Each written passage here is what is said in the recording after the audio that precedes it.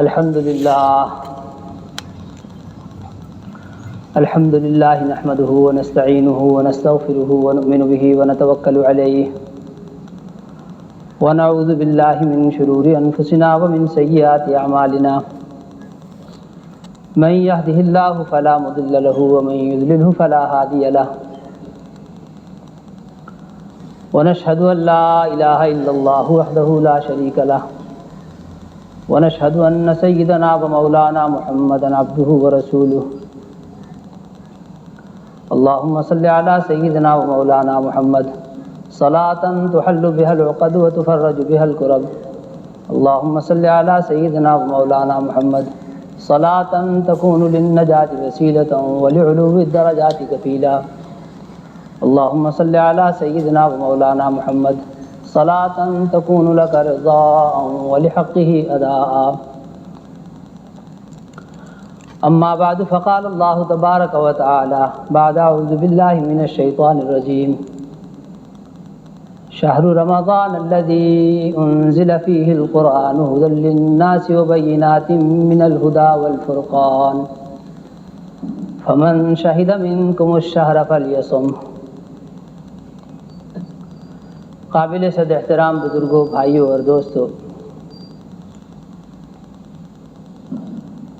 شعبان کا یہ شاید آخری جمعہ ہے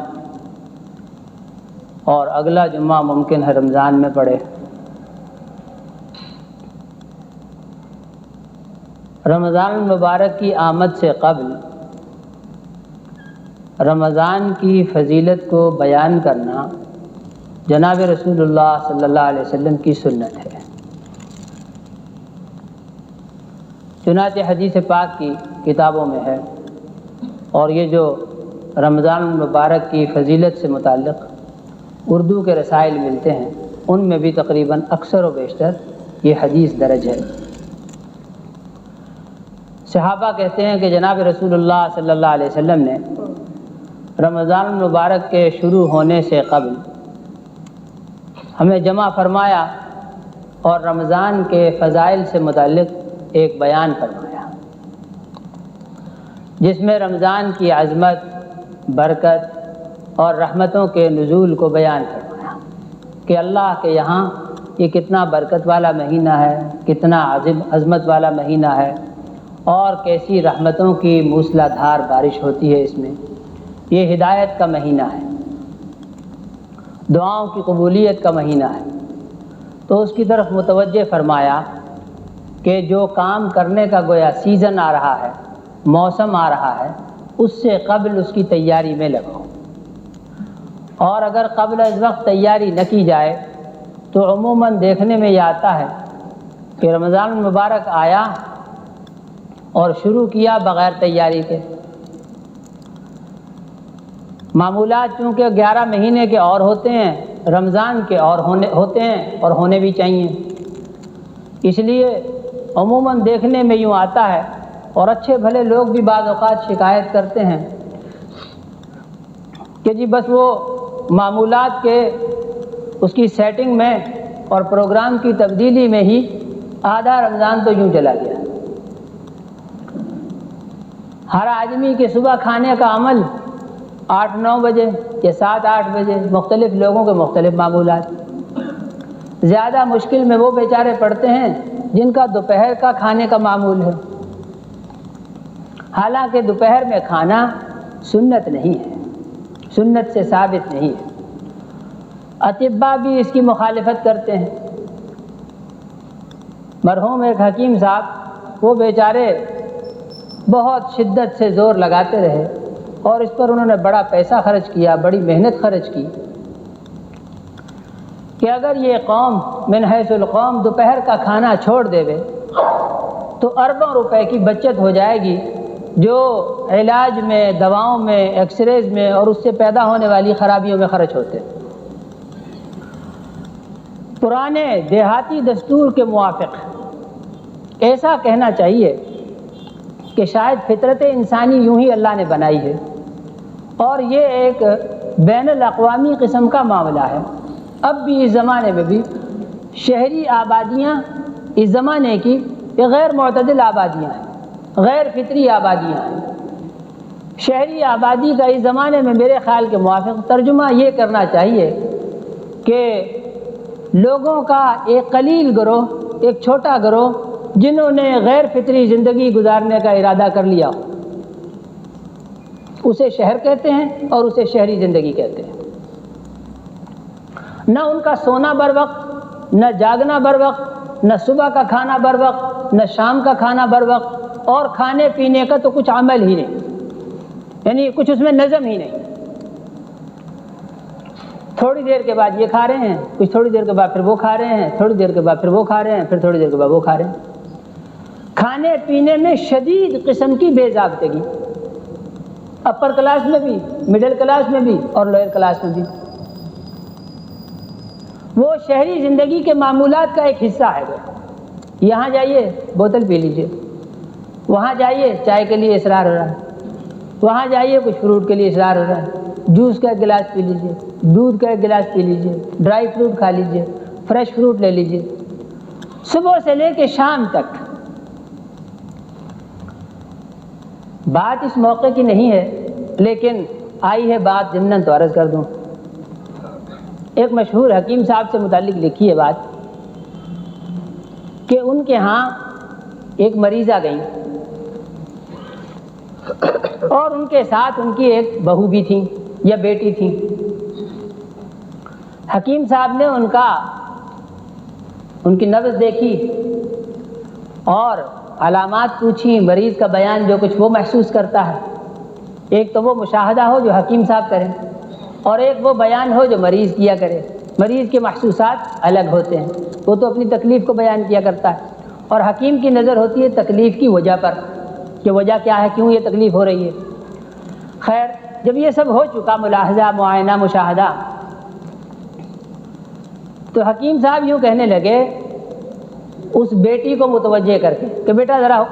پاس ہو جاؤ، میری بات دھیان سے سنو۔ یہ اماں ہیں، بڑی ہیں، بوڑھی ہیں، شاید یہ میری بات نہ سمجھ پائیں، تم دھیان سے سمجھ لو، اور میں ایک ترکیب بتاتا ہوں، اس ترکیب کے موافق ان کو غذا تیار کر کے کھلانا۔ تو کہنے لگے ہاں بتائیے۔ انہوں نے یوں فرمایا کہ ایسا کرو، پانی ابلنے کے لیے دیگچی میں رکھ دو، دیگچی میں پانی ابلنے کے لیے رکھ دو، اور جب وہ ابلنے لگے تو اس میں ایک مٹھی بھر چاول ڈال دینا۔ اس سے پوچھنے لگے کہ چاول عام طور سے کتنے منٹ میں گل جاتے ہیں؟ اس نے اپنے اندازے سے بات بتائی کہ 5 منٹ میں یا 6 منٹ میں یا 7 منٹ میں، جو بھی کچھ بتایا ہوگا۔ اور جو اندازہ اس نے فرض کیجئے کہ 7 منٹ کا بتایا، اس بچی نے، ان کی بہو نے یا بیٹی نے، تو کہنے لگے کہ اس سے 2 منٹ قبل ایک مٹھی اور ڈال دینا چاول کی، کہ بہت اچھا۔ اور پھر اس کے بعد اسی طرح سے اس پہ بھی گویا 7 منٹ گزرنے نہیں دینے ہیں کہ وہ پورے گل جائیں، اس کے بعد ایک مٹھی اور چاول کی ڈال دینا۔ اب جب تیسری مرتبہ حکیم صاحب نے یہ کہا تو وہ بچی تھوڑا ہنسی کو ضبط نہ کر سکی، ہنس پڑی کہ حکیم صاحب عجیب دوائی بتا رہے ہیں۔ اب حکیم صاحب کے اس ہنسی پر جو وہ ضبط نہ کر سکی، حکیم صاحب اپنے بیان سے رک گئے اور کہا بیٹا تم کیوں ہنس رہی ہو؟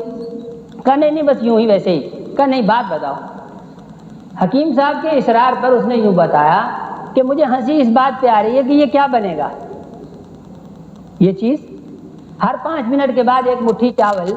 پہلے ابھی گلے نہیں کہ دوسرے، اور پھر اس طرح سے مٹھی کر کے 6-7 مٹھیاں گویا ڈالتے رہنا ہے، تو یہ کیا چیز تیار ہوگی؟ وہ جو پہلے ڈالے ہوئے چاول ان کا کیا حشر نشر ہو جائے گا، اور دوسرے درجے میں، اور تیسرے درجے میں، اور چوتھے والے اپنے درجے میں، اور 7ویں والے جو دیگچی اتاریں گے تو ادھ کچے۔ یہ کیا ہوا؟ کیسا کھانا ہے یہ؟ کسی انسان کا یا جانور کا یا کس کا؟ کیا ہے یہ؟ حکیم صاحب کہنے لگے کہ ہاں بس بیٹا میں تمہیں یہی بات سمجھانا چاہ رہا تھا۔ کہا یہی بات میں تمہیں سمجھانا چاہ رہا تھا، اور یہی ہے تمہاری ماں کا مرض، یہی ہے تمہاری ماں کا مرض۔ کہ بس ان کو اور کوئی بیماری، کوئی تکلیف نہیں ہے، ان کو یہ بات سمجھاؤ کہ دیگچی میں چاول ایک ہی دفعہ ڈالے جاتے ہیں اور پھر ان کے پکنے کا انتظار کیا جاتا ہے. جب وہ پکنے کے قریب ہوں تو انہیں دم لگا دیا جاتا ہے اور یوں ایک خوبصورت اور عمدہ خوراک تیار ہو کے سامنے آ جاتی ہے. اتنی سی بس سمجھ کی بات ہے جو ہر گھر میں ہوتی. لیکن یہ انسانی معدہ، یہ اندر کی ہنڈیا، اس سے متعلق تم بات نہیں سمجھتے. اور سارا دن مٹھی مٹھی کر کے جو سویرے اٹھتے ہو تو جب تک شام کو تمہاری آنکھ بند نہیں ہو جاتی مٹھی مٹھی کر کے ڈالتے رہو ڈالتے رہو ڈالتے رہو ڈالتے رہو. تو صحت انسانی برباد ہوگی نہیں ہوگی. یہ تباہی کا راستہ تو تم نے خود اختیار کر رکھا. خیر، عرض کر رہا تھا رمضان کی تیاری سے متعلق. تو لوگوں کا معمول زیادہ، میں نے عرض کیا، زیادہ مشکل میں وہ لوگ پڑتے ہیں جو دوپہر میں کھانا کھاتے ہیں. سمجھدار لوگ، میری آنکھوں دیکھی بات ہے کہ بہت سے لوگ وہ اپنے گھروں کا عمل تو تبدیل نہ کر سکے، دوپہر میں کھانا کھاتے ہیں. لیکن یہ کہ رمضان کی آمد سے قبل 15 دن 20 دن مہینہ پہلے معمول بدل دیتے ہیں. یا کم از کم یہ کہ شعبان کا جو 15ویں شعبان کا روزہ رکھا تو اس کے بعد سے کہ بھائی ابھی سے گھر میں اعلان ہو گیا کہ اب دوپہر کا کھانا بند بھائی، تاکہ رمضان کی آمد سے قبل ذرا روزہ رکھنے کی تھوڑی سی عادت پڑ جائے، روزہ رکھنے کی تھوڑی سی عادت پڑ جائے. وگرنہ وہ جو کھانے کے ڈالنے کا وقت ہو اس وقت میں مصنوعی یا حقیقی کچھ نہ کچھ بھوک ضرور محسوس ہوتی ہے. 9 بجے سے صبح 4 بجے تک اوپر لے جانا، 8 بجے کھانا کھانا اور 8 بجے سے ذرا اوپر لے جانا تو آسان ہے. لیکن یہ بالکل عین نصف النہار میں کھانا کھانے کی عادت، آگے بھی بڑا لمبا وقت، اور اس کو اٹھا کے ایک دم سے 8 گھنٹے اوپر لے جانا وہ بھی ذرا مشکل، وہ بھی مشکل بات. تو اس کو روزے کے ذرا قریب لایا جائے. صبح شام کا کھانا بنا، اور صبح شام کا کھانا میں نے عرض کیا کہ جناب رسول اللہ صلی اللہ علیہ وسلم کے زمانے میں بھی حدیث کی کتابوں میں غدا اور عشاء، 2 کھانے، غدا اور عشاء، یہ 2 کھانے عربوں کے ہاں بھی، اور یہی 2 کھانے حدیث کی وجہ سے غالباً نہیں، ایک انسانی فطرت کے موافق دنیا بھر کے دیہاتوں میں پھر کے دیکھ لیجئے آپ، یہی صبح اور شام، اور بڑی عمدہ ترتیب ہے. عورتوں کا بھی بے شمار وقت بچتا ہے اس میں محنت مزدوری کرنے والی محنت مزدوری کر سکتی ہیں، ذکر و عبادت والی تلاوت والی اپنا کام کاج کر سکتی ہیں، اور اس کے علاوہ بہت سے کام ہو سکتے ہیں. اس میں مردوں کا بھی بہت سا وقت بچے جو اسی کھانے پینے کے دھندے کی نظر ہو جائے، اور عورتوں کا بھی بہت سا وقت بچے. اور اس کے علاوہ جو سب سے بڑا فائدہ وہ یہ کہ فطرت کے قریب ہونے کی وجہ سے صحت مل جائے، صحت مل جائے. خیر، عرض کر رہا تھا کہ رمضان کی آمد سے قبل رمضان کی تیاری بھائی، اور تیاری ہر طرح کی، ہر سطح پر، تیاری جسمانی بھی، تیاری ذہنی بھی، اور تیاری قلبی بھی، معنوی تیاری بھی. معنوی طور پر یوں تیار ہونا کہ اس کی عظمت کے سبق کو دہرانا، جو جناب رسول اللہ صلی اللہ علیہ وسلم نے اس مہینے کی عظمت کو بیان فرمایا، اس مہینے کی برکت کو بیان فرمایا، اسے شہر رحمت قرار دیا، اور اسے ہمدردی کا، غمخواری کا، اور غریبوں کے ساتھ ملنے جلنے کا، اور غریبوں کا غم دیکھنے کا، قریب سے دیکھنے کا مہینہ قرار دیا. اس کی عملی طور پر ابھی سے مشق، ابھی سے اس کی مشق کی جائے، تلاوت کا ابھی سے معمول بنایا جائے، کھانے پینے کا معمول ابھی سے سیدھا کیا جائے، اور سونے جاگنے کی ترتیب بھی ابھی سے سیدھی کی جائے. بہت سے گھروں کے اندر کہ جہاں بڑے تہجد کے لیے اٹھتے ہیں، سارا سال اللہ نے ان کو توفیق دے رکھی ہے، ان بڑوں کی وجہ سے کہ وہ تو سارا سال اٹھتے ہیں، بچے جوان لوگ کبھی اٹھے نہ بھی اٹھے تو نہ اٹھے، اذان پر اٹھے گئے، اذان کے بعد اٹھانے کا ان کو معمول. شعبان کی 15ویں کے بعد اعلان ہوا کہ بچے لوگوں بھائی ابھی سے عشاء کی نماز کے فوراً بعد سونا، اور اب 15ویں شعبان کے بعد گویا گنجائش نہیں ہے، تم لوگ سب تہجد میں اٹھو گے، تاکہ رمضان کی آمد سے قبل ہی اس کی تھوڑی عادت ہو جائے، اور رمضان میں سحری کے لیے اٹھنا کسی کو گرا نہ ہو. سحری کے لیے اٹھنا کسی کو گرا نہ ہو، یہ سب تیاری کی باتیں ہیں۔ اس کے علاوہ ہمارے حضرت شیخ الحدیث صاحب مولانا محمد زکریا صاحب رحمۃ اللہ علیہ نے اور حضرت مولانا محمد الیاس صاحب رحمۃ اللہ علیہ نے اور اس طرح سے دوسرے اکابر یہ کاندھلے کے ہندوستان کے اور دوسرے مشائخ بھی سب جگہ پر خواجہ فرید الدین شکرگنج رحمۃ اللہ علیہ کے مکتوبات میں بھی لکھا ہے، حضرت مجدد الافسانی رحمۃ اللہ علیہ کے مکتوبات میں بھی لکھا ہے، حضرت شاہ ولی اللہ صاحب رحمۃ اللہ علیہ نے حجت اللہ البالغہ میں ذکر فرمایا اس کا۔ غرض ہے کہ سب جگہ تقریباً سب زمانوں میں سلف صالحین میں یہ معمول رہا کہ رمضان المبارک کی آمد سے قبل اس سنت کی ادائیگی ہر آدمی نے سنت سمجھ کر کے کی کہ گھر کا جو بھی کوئی ذمہ دار ہے بڑا ہے، کارخانے کا جو ذمہ دار ہے بڑا ہے، دکان میں جو بڑا ہے ذمہ دار ہے، ہر آدمی اپنے ماتحتوں کو، اپنے زیر دستوں کو، اپنے بیوی بچوں کو جمع کرے اور رمضان المبارک کی اہمیت سے متعلق جو کچھ بھی بات زبانی کہہ سکے سو زبانی کہے اور جو پڑھ کر سنا سکے سو پڑھ کر سنائے، تاکہ اس کے لیے ابھی سے جذبات تیار ہو جائیں اور ہر طرح سے جوش و خروش اور ہر طرح سے تیاری شروع ہو جائے کہ اگر اللہ کی رحمت ہماری طرف متوجہ ہونے والی ہے تو ہم اسے سو کر نہ گزار دیں، ہم غفلت کا شکار نہ رہیں۔ ایسا نہیں ہو کہ اللہ کی رحمت آ رہی ہے اور سو رہے ہیں بندے۔ اور یہ معاملہ بہت سنگین ہے، بہت سنگین ہے، بہت اہمیت ہے اس کی۔ حضرت کعب بن عجرہ رضی اللہ عنہ کی روایت بہت دفعہ سنی ہوگی، لیکن یہ باتیں محض کہنے کی نہیں ہیں، محض سننے کی نہیں ہیں، یہ اہل ایمان کے اسباق ہیں، اسباق، یہ زندگی کے سبق ہیں۔ اور زندگی کے سبق وہ ہوتے ہیں کہ زندگی کو فطرت سے، دین سے ہم آہنگ رکھنے کے لیے ضروری ہے کہ ان سبقوں کا ساری زندگی اعادہ اور مراجعہ ہوتا رہے، بار بار ان کو دہرایا جاتا رہے کہ کبھی وہ سبق ہم بھول نہ جائیں۔ تو یہ سبق قسم کی حدیث ہے جو ہمیشہ یاد رکھنے کی ہے اور پیش نظر رہنی چاہیے۔ فرمایا کہ جناب رسول اللہ صلی اللہ علیہ وسلم نے ممبر پر چڑھتے ہوئے،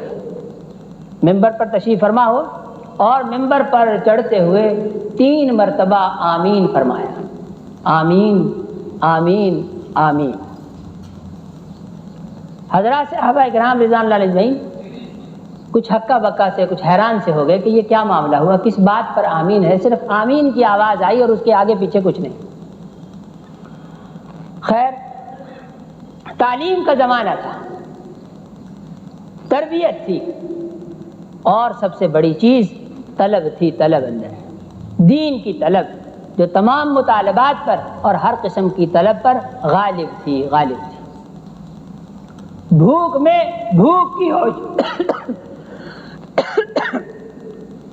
بھوک میں بھوک کی ہوش نہیں اور پیاس میں پیاس کی ہوش نہیں، تن پہ کپڑے کیسے ہیں اس کا فکر نہیں، غرضے کے تمام فکروں سے بے فکر ہو کر، یہ تمام فکروں کو پس پش ڈال کر اور تمام فکروں پر اس فکر کو، اس طلب کو غالب کر کے کہ اللہ کے دین کی ہر بات جناب رسول اللہ صلی اللہ علیہ وسلم سے ہمیں معلوم ہو جانی چاہیے۔ یہ دین کی یہ طلب، بھوک کی حالت میں جیسے آدمی کو کھانے کی طلب ہوتی ہے نا، اس سے زیادہ جب تک یہ طلب نہ ہو جائے اس وقت تک میرے دوستوں کام نہیں بنتا۔ بھوک کی حالت میں، بھوک کسے کہیں؟ کھانے کی طلب، مترادف معنی ایک ہی بات، کھانے کی شدید طلب اسے بھوک کہتے ہیں۔ کھانے کی شدید طلب جو آدمی کو نماز میں یکسو نہ ہونے دے، ذکر میں جی نہ لگنے دے، سونا چاہے تو نیند نہ آوے، کوئی دوست آیا اس سے بات کرنے کو دل نہ چاہے، بھوک نے بے چین کر رکھا ہے، بھوک نے بے چین کر رکھا ہے۔ میرے دوستو، دین کی طلب، اس بے چینی سے وہ بے چینی بڑھ جائے۔ والذین آمنوا اشد حبا للہ، اشد حبا للہ، اور جو لوگ ایمان لائے ہیں ان کی اللہ کے ساتھ محبت بہت شدید ہوتی ہے، بہت شدید۔ کسی کو کسی چیز کی اتنی طلب نہیں ہو سکتی اور کسی کو کسی سے اتنی محبت نہیں ہو سکتی جتنی اہل ایمان کو اپنے اللہ سے محبت ہوتی ہے۔ یہ طلب اور محبت ساری طلب پر اور ساری محبتوں پر غالب ہونی چاہیے، تب بات بنتی ہے۔ تو خیر، اللہ کا شکر ہے، اللہ کا احسان ہے، اس زمانے میں بھی اور قیامت تک ایسے لوگ باقی رہیں گے۔ میں نے اپنی آنکھوں سے دیکھا، رات ایک صاحب اٹھ گئے اور ان کے اٹھنے سے آہٹ ہوئی۔ آہٹ معمولی تھی، ایسی زیادہ نہیں، لیکن نیند میں بعض آدمی بہت ہی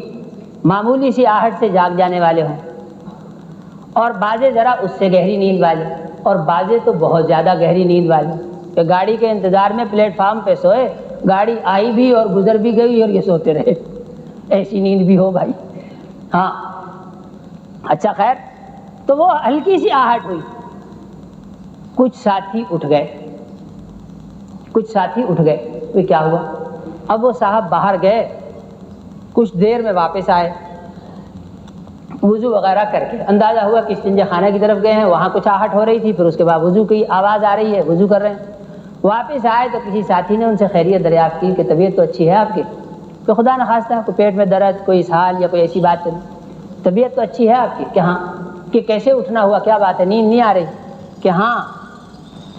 اس وقت کچھ نیند کا غلبہ ہوا اور میرے معمولات رہ گئے تھے، کچھ تسبیح رہتی ہے، کچھ تلاوت رہتی ہے، کچھ بے حال ہو کے لیٹ تو گیا، لیکن ایک بے چینی سی تھی طبیعت میں، وجہ سمجھ میں نہیں آ رہی تھی، کیا بے چینی، کروٹ پہ کروٹ بدل رہے ہیں، سمجھ میں نہیں آ رہا، یاد نہیں آ رہا کہ کیا معاملہ ہے، کیا بات ہے، کیا کروں، اس کا حل کیا ہو؟ اور پھر یاد آیا کہ میری تسبیحات رہ رہی ہیں اور میری تلاوت رہ رہی ہے۔ اب اٹھے، وضو استنجے سے فارغ ہوئے اور اپنے معمولات پوری کی، اور پھر اس کے بعد سکون کی نیند آئی۔ عادات کا بنانا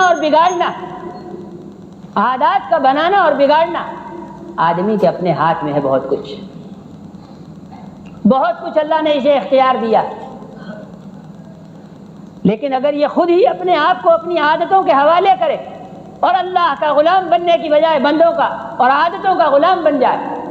تو پھر اس کی اپنی مرضی ہے، اس کا اپنا اختیار ہے، اور فلا یلومن الا نفسا، اپنے نفس کے علاوہ کسی اور کو ملامت مت کرے، یہ خود اس کا اپنا کیا دھرا ہے۔ عادات کی غلامی سے نکالنے کے لیے روزہ ایک بہترین چیز ہے، عادتوں کو روزے کے لیے ابتداءً چھوڑا جائے،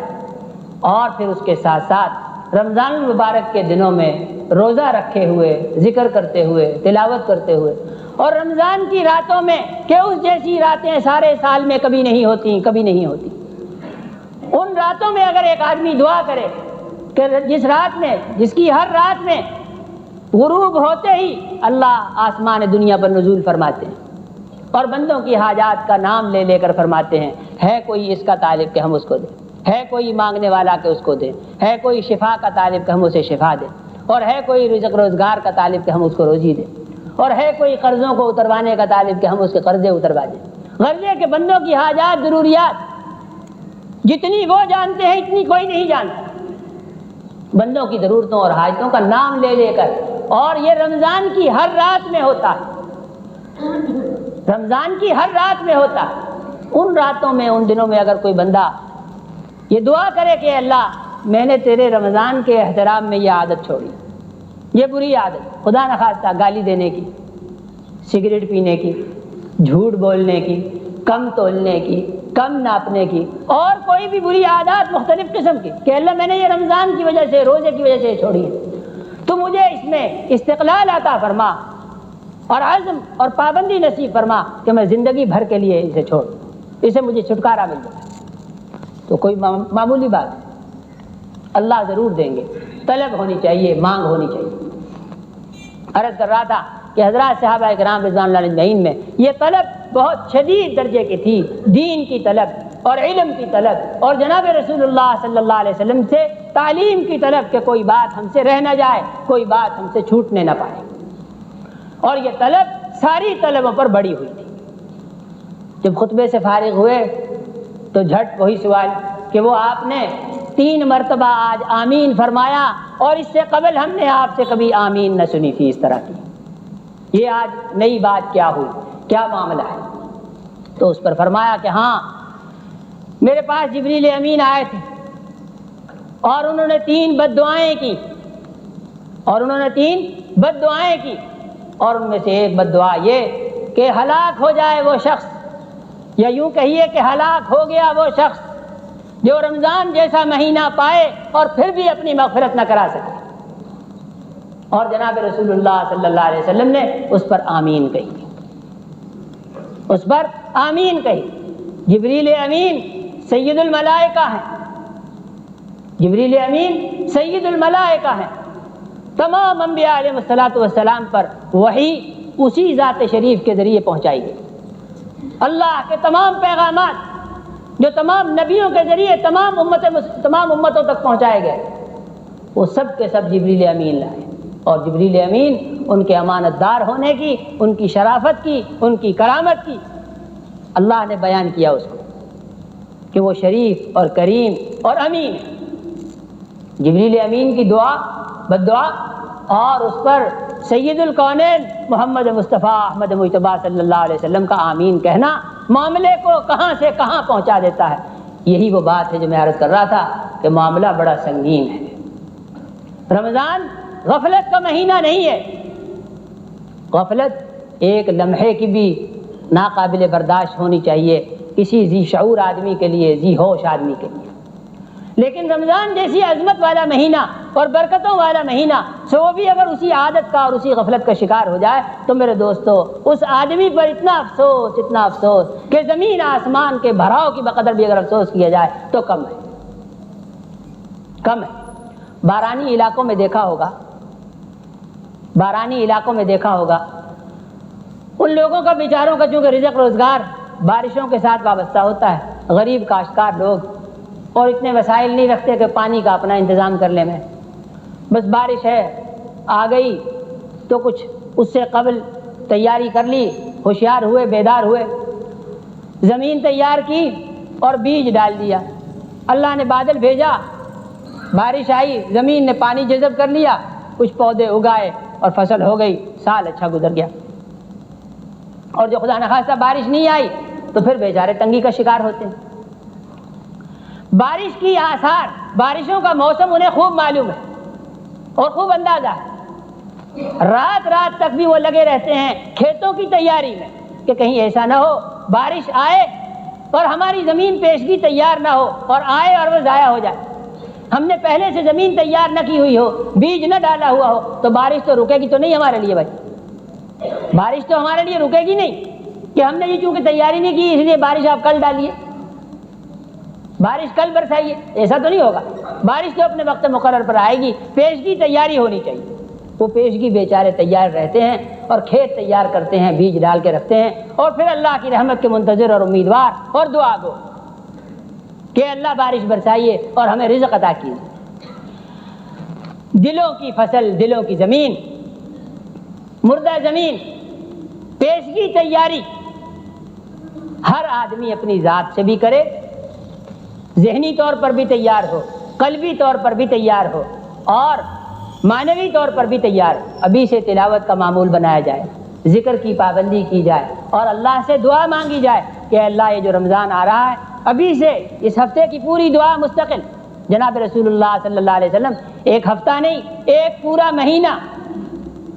بلکہ 2 مہینے بعد روایات کے موافق رمضان کے انتظار میں اور رمضان کی تیاری میں گزارا کرتے تھے۔ یہ فرماتے اللہم بارک لنا فی رجبنا و شعبانہ وبلغنا رمضان، اے اللہ تو ہمارے رجب میں اور شعبان میں برکت عطا فرما اور ہمیں عافیت کے ساتھ رمضان تک پہنچا، ہمیں عافیت کے ساتھ رمضان نصیب فرما۔ تو پہلے سے اس کا انتظار بھی اور تیاری بھی خود بھی فرماتے اور اپنے اہل کو، گھر والوں کو اور اپنے اصحاب کو بھی اس کے لیے تیار کرتے۔ یہ سنت ہے، سنت عظیم سنت۔ ہر آدمی خود بھی ذاتی طور پر، اردو میں ماشاءاللہ بہت بے شمار رسائل دستیاب ہیں۔ ہمارے حضرت شیخ العزیز صاحب رحمۃ اللہ علیہ کا مقبول ترین رسالہ، بہت پڑھا جانے والا، فضائل رمضان کے نام سے بہت ہی معمولی قیمت پر بازار میں دستیاب ہے، وہ لے لیا جائے۔ حضرت تھانوی رحمۃ اللہ علیہ کے رسائل،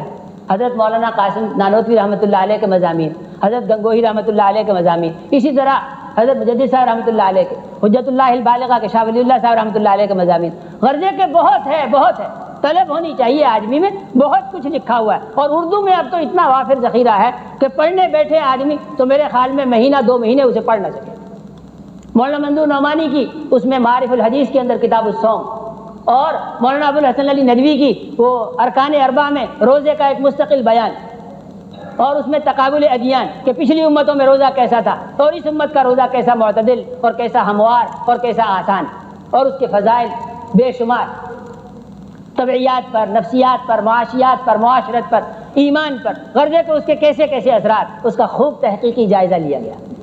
میرے محترم دوستوں اور بزرگوں، خود بھی ان مضامین کو دیکھنا، پڑھنا، اور پڑھ کر کے اپنے بال بچوں کی حد تک تو کم از کم ان کو ضرور سنایا جائے اور ضرور تیار کیا جائے۔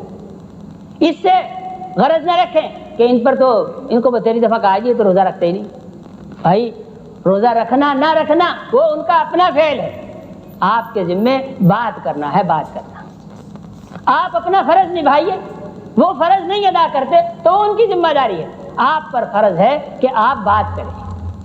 آپ بات کریں، آپ دعوت چلائیں، بات چلائیں۔ آپ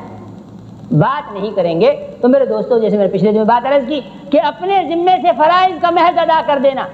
اپنی نماز پڑھنا، اپنا روزہ رکھنا، عمرہ کرنا، حج کرنا اور دوسرے فرائض اور واجبات کا ادا کرنا، یہ اس امت کا صرف فریضہ نہیں ہے۔ اس امت کے ذمہ تو اپنا کرتے ہوئے دوسروں کی فکر میں لگنا، دوسروں کے لیے راہ ہموار کرنا، دوسروں کے راستوں سے کانٹے ہٹانا اور دوسروں کو کھینچ کھینچ کے لانا، ان کو منت کرنا اور ان کو متوجہ کرنا۔ اللہ جل شانہ مجھے آپ کو سب کو عمل کی توفیق عطا فرمائے۔